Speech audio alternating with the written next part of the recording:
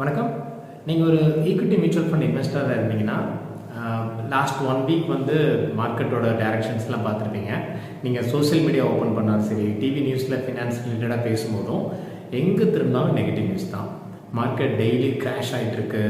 அமெரிக்காவில் ட்ரம்ப் வந்ததுக்கப்புறமா இந்தியன் மார்க்கெட்லேருந்து நிறைய எஃப்ஐஐஸ் வெளில போகிறாங்க. So stock market mid cap small கேப்பில் எஸ்ஐபியை கண்டினியூ பண்ணலாமா, ஏற்கனவே இல்லை 1 இயராக நான் எஸ்ஐபி பண்ணிகிட்டு இருக்கேன், பட் என்னோட ரிட்டர்ன்ஸ் நெகட்டிவாக இருக்குது. இந்த மாதிரி நிறைய கன்சர்ன் நிறைய இன்வெஸ்டர்ஸ்க்கு இருக்குது. ஸோ இந்த வீடியோவில் நான் என்ன பண்ணணும் ஒரு இன்வெஸ்டராக இந்த மாதிரி டூரிங் மார்க்கெட் கரெக்ஷன் அப்படிங்கிறத பற்றி நான் எக்ஸ்பிளைன் பண்ணுறேன். பாயிண்ட் நம்பர் 1, நீங்கள் எஸ்ஐபி ஈக்விட்டி மியூச்சுவல் ஃபண்ட்ஸில் எஸ்ஐபி போடுறதோட பர்பஸ் 2. ஒன்று, எங்கிட்ட மொத்தமாக பணம் இல்லை, எவ்ரி மந்த் எங்கிட்ட சேலரி வருது, இல்லை பிஸ்னஸ் இன்கம் வருது, அதுலேருந்து ஒரு அமௌண்ட்டை கான்ட்ரிபியூட் பண்ணுங்கிறதுக்காக நம்ம எஸ்ஐபி ஸ்டார்ட் பண்ணுறோம். 2வது, நம்ம இன்வெஸ்ட் பண்ணக்கூடிய அசட் கிளாஸ் ப்ரைஸ் வாலட்டைலாக இருக்கும். கோவிட்க்கு அப்புறமா மார்க்கெட் 1 வே அப் போணுச்சு. இப்போ கரெக்ட் ஆகும்போது தான் உங்களுக்கு நம்பர் ஆஃப் யூனிட் ஜாஸ்தி கிடைக்கும். உதாரணமாக இன்றைக்கி கோல்டு வந்து ஒரு கிராம் வந்து 5000 ருபீஸ் அஷ்யூம் பண்ணிக்கோங்க. இன்றைக்கி நீங்கள் 5000 எடுத்துகிட்டு போகிறீங்க, 1 கிராம் உங்களுக்கு கிடச்சிடுது. நெக்ஸ்ட் மந்த் வந்து உங்களுக்கு கோல்டோட ப்ரைஸ் 4000 ஆயிடுச்சுன்னா ஒரு இன்வெஸ்டர் நம்ம எல்லோரும் என்ன பண்ணுவோம், பயங்கர ஹாப்பியாக இருப்போம். ஏன்னா நமக்கு 1 கிராமை விட ஜாஸ்தி கிடைக்கும், ஏன்னா கோல்டு ப்ரைஸ் 4000 ஆயிடுச்சு.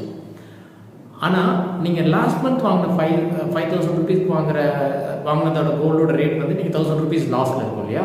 சேம் லாஜிக் எஸ்ஐபி இன்வெஸ்டர்ஸ் நீங்கள் அப்ளை பண்ணணும். இங்கே நீங்கள் வாங்குறது ஈக்விட்டி மியூச்சுவல் ஃபண்டில் ஒரு போர்ட்ஃபோலியோ வாங்குறீங்க. அதாவது இந்தியாவில் லிஸ்ட்டாக இருக்கக்கூடிய கம்பெனிஸ் தான் நம்ம வாங்க போகிறோம். அப்போ மார்க்கெட் கரெக்ட் ஆனிச்சு அப்படின்னா உங்களுக்கு எவ்ரி மந்த் நீங்கள் மார்க்கெட் கீழே இருக்கும்போது எஸ்ஐபி கண்டினியூ பண்ணும்போது நம்பர் ஆஃப் யூனிட் ஜாஸ்தி கிடைக்கும்.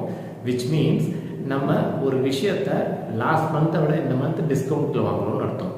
அப்போ ஒரு எஸ்ஐபி இன்வெஸ்டர்ஸ் வந்து மார்க்கெட் கரெக்ட் ஆகும்போது அதை செலிப்ரேட் பண்ணுமே தவிர பேனிக் ஆகக்கூடாது.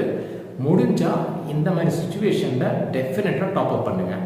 இப்போ நீங்கள் ஒரு அமௌண்ட் எஸ்ஐபி பண்ணிட்டு இருக்கீங்க, உங்கள்கிட்ட ஒரு சர்ப்ளஸ் இருக்குது. இந்த மாதிரி மார்க்கெட் கரெக்ஷன் அப்போ அந்த மாதத்துக்கு மட்டுமோ இல்லை தொடர்ந்து இன்னொரு 2-3 மந்த்ஸ்க்கு உங்களால் முடிஞ்சதுன்னா டாப்அப் பண்ணலாம். இன்கேஸ் டாப்அப் பண்ண முடியாத பட்சத்தில் எஸ்ஐபியை ஹாப்பியாக செலிப்ரேட் பண்ணி கண்டினியூ பண்ணுங்கள். எந்த அளவுக்கு மார்க்கெட் டவுன் ட்ரெண்டில் இருக்கோ அந்த அளவுக்கு மார்க்கெட் ரெக்கவர் ஆகும்போது நமக்கு நம்பர் ஆஃப் யூனிட் ஜாஸ்தியாக இருக்கும், லேட்டாக இருக்கும். ரெக்கவர் ஆகும்போது மொத்த யூனிட்ஸ்க்கும் அன்றைக்குள்ளே NAV நம்ம ப்ராஃபிட் புக் பண்ணிட்டு வெளில வர முடியும்.